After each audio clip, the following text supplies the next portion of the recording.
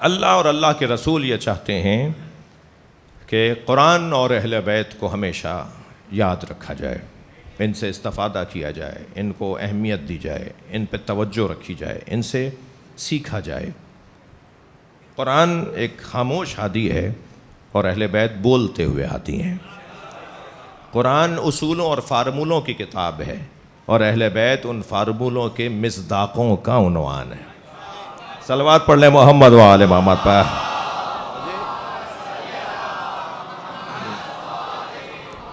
لہٰذا صرف اگر فارمولے ہوں، صرف اگر تھیوری ہو تو طالب علم کامیاب طالب علم نہیں ہوتا۔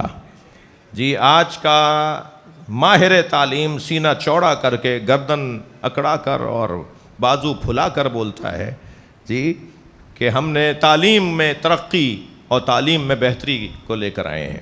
کیسے بھائی؟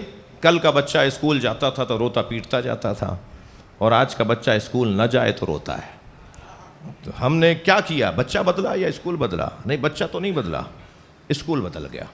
کل کا بچہ اس لیے روتا پیٹتا جاتا تھا کہ دوات، قلم، صاحب قلم تراشا نہیں تھا تو استاد ماریں گے، تو اب ساری ٹینشن اس پہ ہے کہ قلم تراشا نہیں ہے۔ دوات جو ہے وہ مثال کے طور پر پانی زیادہ ہو گیا اس کے اندر، وہ دوات جو ہے وہ پھیکی پڑ جائے گی، جب میں لکھوں گا تختی کے اوپر تو وہ دوات تو کام ہی نہیں کرے گی۔ اب یہ بچے پہلی دفعہ سن رہے ہوں گے دوات کسے کہتے ہیں جی۔ تو معلوم ہوا کہ سارے رستے روٹے پیٹتے جا رہے ہیں کہ اب وہاں کیونکہ پٹائی ہونی ہے اور سلیٹ جو ہے وہ ایسی اور تختی پوتی نہیں ہے ملتانی سے، تو میں پرانی اصطلاحیں بول رہا ہوں، تختی تو میں نے ملتانی سے پوتی نہیں، اب میں کیسے اس پہ لکھوں گا کیسے؟ تو معلوم ہوا، ایک صلوات پڑھیں ذرا محمد و آل محمد۔ تو اب وہ بچہ روتا پیٹتا اسکول جا رہا ہوتا تھا۔ آج کا بچہ اگر اسکول نہ جائے تو روتا پیٹتا ہے۔ تو بدلا کیا؟ بدلا ہے اسکول، بچہ نہیں بدلا۔ بچہ نہیں بدلا، بچہ تو 1000 سال پہلے بھی ایسے ہی تھا، ایسے ہی تھا۔ میری مراد ہے کہ مزاج میں ایسا ہی تھا، اور یہ میں نہیں کہہ رہا، میری بی بی جناب زہرا فاطمہ سلام اللہ علیہا اپنے اللہم صلی علی محمد والے ایک قول میں ارشاد فرماتی ہیں کہ بچوں کی مجھے 5 خصلتیں پسند ہیں۔ اب وہ جو سیدہ نے 5 خصلتیں بیان کی ہیں نا، یہ نبی سے بھی منسوب ہے۔ زہر الربی کے اندر نعمت اللہ جزائری نے نبی مکرم سے اس حدیث کو نقل کیا ہے۔ فرماتے ہیں، بی بی فرماتی ہیں، نبی فرماتے ہیں کہ بچوں کی 5 خصلتیں مجھے پسند ہیں۔ الاول انہم الباکون، پہلی صفت یہ ہے روتے زیادہ ہیں۔ تو کیا کل کا بچہ روتا تھا؟ بی بی نے فرما دیا آج کا بچہ روتا نہیں ہے۔ بچہ کہاں بدلا؟ الثانی لا یدخرون لغد، دوسری صفت مجھے بچوں کی یہ اچھی لگتی ہے، یہ آج کا کام کل پہ نہیں چھوڑتے، ابھی چاہیے، آج ہی جانا ہے۔ کتنا ہی آپ سمجھاتے رہیں کل دلوا دیں گے، کل لے جائیں گے، نہیں ابھی جائیے، ابھی چاہیے۔ یہ آج کا کام کل پہ نہیں چھوڑتے۔ 1400 سال پہلے والا بچہ بھی ایسا ہی تھا اور آج کا بچہ بھی ایسا ہی ہے۔ یجتمعون علی التراب، یہ مٹی پہ بیٹھ جاتے ہیں۔ یہ 1000 سال پہلے والا بچہ اور آج کا بچہ کپڑوں کا خیال ہی نہیں کرتا، اپنے اسٹیٹس کا خیال ہی نہیں کرتا، اس کا کوئی اسٹیٹس ہوتا ہی نہیں ہے۔ اللہ کرے ہم بڑے ہو کر بھی بچوں کا یہ مزاج باقی رکھیں۔ بی بی فرما رہی ہیں مٹی پہ بیٹھ جاتے ہیں، فرما رہی ہیں یا مرون ثم یخربون، یہ مٹی کے کھلونے بناتے ہیں، ریت مٹی پہ جا کے بیٹھ جاتے ہیں، مٹی کے کھلونے بناتے ہیں، گھروندے بناتے ہیں، اور پھر جب کھیل لیتے ہیں تو لات مار کے توڑ دیتے ہیں۔ یا مرون ثم یخربون، کھیلنے کے بعد یخربون، توڑ دیتے ہیں اسے۔ کیا بچہ بدل گیا؟ ممکن ہے کوئی کہے کہ مولانا اب تو الیکٹرانک کھلونوں کا زمانہ ہے، سیل سے، ریموٹ سے چلنے والے کھلونے ہیں، تو بھائی کھلونا بدلا ہے، بچہ نہیں بدلا۔ کل مٹی کے کھلونے ٹوٹتے تھے، آج ریموٹ کے کھلونے ٹوٹتے ہیں۔ کسی گھر میں 1 مہینے سے زیادہ کھلونا نہیں رہتا۔ یہ بچہ کھیل کر توڑ دیتا ہے اور بتاتا ہے میری دنیا ہے، میں نے اسے ختم کر دیا ہے۔ دنیا سے دل لگا کے نہ رہو، استعمال ہو گئی، یہ استعمال کرنے کی شے ہے، سجا کر رکھنے کی شے نہیں ہے۔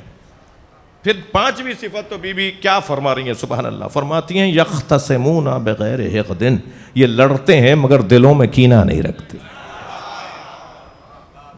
بچے تو نہیں بدلے نا، اسکول بدل گیا۔ اسکول نے بدل کر کیا کیا؟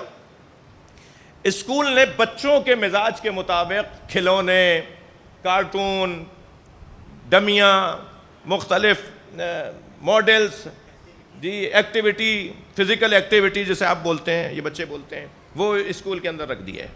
یعنی ان کو ان کے مزاج میں کیونکہ کھیلنا تھا، ان کے مزاج میں کیونکہ تفریح تھی، تو ان کے مزاج کے مطابق نظام تعلیم. ایک ٹوکری میں بھر دیا, الف سے لے کے یہ تک کارٹون بنا دیا, الف کا ایک کارٹون بنا دیا, بے کا ایک کارٹون بنا دیا, پے کا ایک بنا دیا, جیم بنا کے اس کا ماڈل ڈال دیا, اور ٹوکری بھری ہوئی ہے, اور سامنے چارٹ کے اوپر الف سے لے کر یہ تک سیدھے سیدھے بھی لکھے ہوئے ہیں. اب بچوں سے کہہ رہے ہیں ان میں ڈھونڈو, اسے دیکھو اور ان میں سے ڈھونڈ کے نکالو. اب بچہ انہیں دیکھ رہا ہے, اسے ڈھونڈ رہا ہے. اب بچہ سمجھ رہا ہے میں کھیل رہا ہوں, اس کے ساتھ دھوکا ہو رہا ہے, اسے کھیل کھیل میں پڑھایا جا رہا ہے. اب وہ جب کھیل کھیل میں, اچھا اصلی عنوان اس کو کھیل دے دیا, لیکن نتیجہ اس کا تعلیم ہے, یعنی اس کے مزاج کے مطابق تعلیم کو ڈھال دیا. میں عزیزان گرامی ماہرین تعلیم سے کہوں گا کہ آپ نے کوئی کارنامہ نہیں کیا. یہ اللہ کا نظام ہزاروں سال پرانا ہے. اس نے تورات, زبور, انجیل اور قرآن کے اندر تھیوریوں کو بھی رکھا ہوا ہے, اور اہل بیت کی پریکٹیکل تصویروں کو بھی رکھا ہوا ہے. تم ان میں سے آیتیں نکالتے رہو, وہاں جوڑتے رہو, تمہاری تعلیم پوری ہو جائے گی.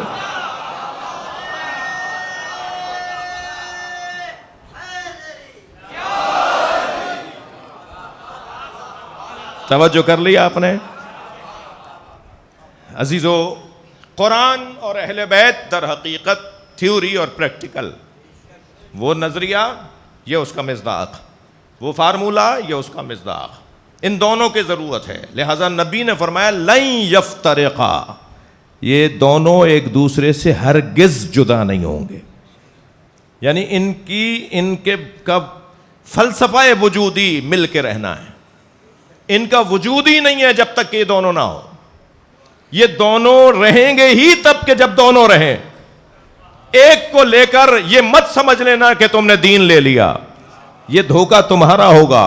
خبردار, تمہارے علیحدہ کرنے سے یہ جدا ہونے والے نہیں ہیں. جب نبی نے فرما دیا یہ ایک دوسرے سے جدا نہیں ہوں گے, تو تم جدا کرتے رہو, یہ جدا ہونے والے نہیں ہیں. تم بدبخت ہو جاؤ گے, تم پریشان ہو جاؤ گے, تم جگہ جگہ بند گلیوں کا شکار ہو جاؤ گے. آج جو قرآن کو بغیر اہل بیت کے لے کر چلنے والے لوگ ہوں گے, وہ بند گلیوں کا شکار ہیں, شرمندگی کا شکار ہیں. منہ ان کا بات میں کھلا رہ جاتا ہے, آنکھیں ان کی تھوڑی تھوڑی دیر بعد چڑھنے لگتی ہیں, دم ان کا گھٹنے لگتا ہے, مگر جو تازہ فضا میں رہتے ہیں انہیں قرآن اور اہل بیت والا کہا جاتا ہے. اہل بیت کا وجود ہمیں تازہ فضا میں رکھتا ہے, زندہ وجود رکھتا ہے.